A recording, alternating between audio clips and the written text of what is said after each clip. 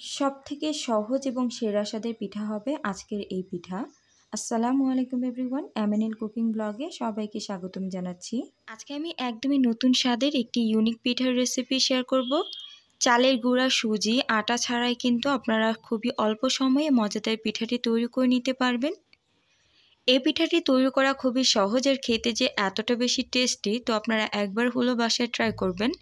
আশা করি আমার রেসিপি আপনাদের কাছে ভালো লাগবে।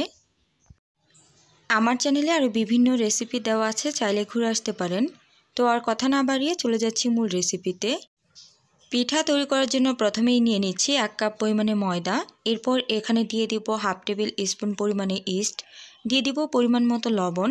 এখানে অবশ্যই ময়দাটা ব্যবহার করতে হবে। এখন এর মধ্যে দিয়ে দিব 1/3 কাপ পরিমাণে লিকুইড গুড়। আমি গুড়টাকে জাল করে এরপর হালকা একটু ঠান্ডা করে নিয়েছি। এতে করে কিন্তু গুড়টা খুব সুন্দরভাবে ব্যাটারের সাথে মিক্স করা যাবে।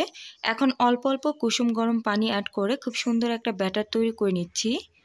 এই ব্যাটারটা অবশ্যই কিন্তু কুসুম গরম পানি দিয়ে তৈরি করে নিতে হবে। একটু সময় নিয়ে এটাকে একটু ফেটিয়ে নিতে হবে। এতে করে এই ব্যাটারের মধ্যে কিন্তু একটা ফোমি ফোমি টেক্সচার চলে আসবে। এখন এই ব্যাটারের মধ্যে দিয়ে দিব 2 টেবিল চামচ পরিমাণে ফ্রেশ নারকেল। আপনারা চাইলে নারকেলের পরিমাণটা এখানে বাড়িয়েও ব্যবহার করতে পারেন, আবার যারা পছন্দ করেন না তারা কিন্তু চাইলে এখানে স্কিপ করতে পারেন। এখন এই ব্যাটারটাকে আবার একটু ফেটিয়ে নিয়ে ঢাকনা দিয়ে ঢেকে প্রায় 10 মিনিটের জন্য রেস্টে রেখে দিব। 10 মিনিট পর ঢাকনাটাকে উঠিয়ে নিয়ে এর মধ্যে দিয়ে দিব হাফ টেবিল স্পুন পরিমাণে বেকিং পাউডার।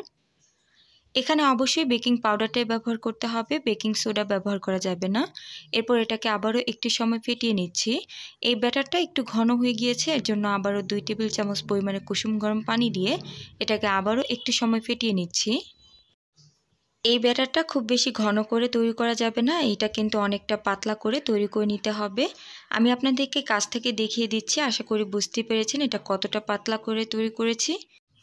ব্যাটারটাকে যদি পারফেক্টভাবে তৈরি করা যায় তাহলে কিন্তু প্রত্যেকটা পিঠাই অনেক সুন্দর হবে। তো এখন চলে যাচ্ছি পিঠা তৈরি করতে। এর জন্য একটি লোহার কড়াই নিয়েছি আর কড়াইটাকে খুব ভালোভাবে গরম করে নিয়ে এরপর হালকা তেল ব্রাশ করে নিয়েছি। এখন এর মধ্যে পরিমাণ মতো ব্যাটার দিয়ে অপেক্ষা করছি। যখন পিঠার কালারটা অনেকটা চেঞ্জ হয়ে যাবে ঠিক ওই পর্যায়ে একটা ঢাকনা দিয়ে ঢেকে অপেক্ষা করব 1 মিনিটের মতো। চুলার গ্যাসটাকে মিডিয়াম টু লোতে রেখে 1 মিনিটের মতো অপেক্ষা করলে কিন্তু এই পিঠা তৈরি হয়ে যাবে। মাশাআল্লাহ, একটি পিঠা কিন্তু তৈরি হয়ে গিয়েছে। খুবই অল্প সময়ের মধ্যেই পিঠাগুলো তৈরি করে নেওয়া যায়। এই পিঠাগুলো দেখতে যেরকম সুন্দর, পিঠাগুলো কিন্তু অনেক বেশি সফট। তো একইভাবে আরেকটি পিঠা তৈরি করে আপনাদের সাথে শেয়ার করছি। এই পিঠার ব্যাটার দিয়ে সাথে সাথে ঢাকা যাবে না, কিছু সময় অপেক্ষা করে এরপর ঢাকনা দিয়ে ঢেকে দিতে হবে। দেখতে পাচ্ছেন কত সুন্দর অসংখ্য ছিদ্রযুক্ত হচ্ছে। তো একইভাবে কিন্তু আমি সবগুলো পিঠা তৈরি করে নিব। এরকমভাবে আপনারা যদি পিঠাগুলো তৈরি করেন, এই পিঠাগুলো কিন্তু অনেক বেশি ফুলকো আর অসংখ্য ছিদ্রযুক্ত হবে। তো আপনারা একবার হলেও আমার রেসিপি ফলো করে বাসায় ট্রাই করবেন। আশা করি আপনাদের কাছে খুবই ভালো লাগবে। তো আমার রেসিপি যদি আপনাদের কাছে একটু হলেও ভালো লাগে তাহলে প্লিজ অনুরোধ করব ভিডিওটিতে একটি লাইক দেওয়ার জন্য।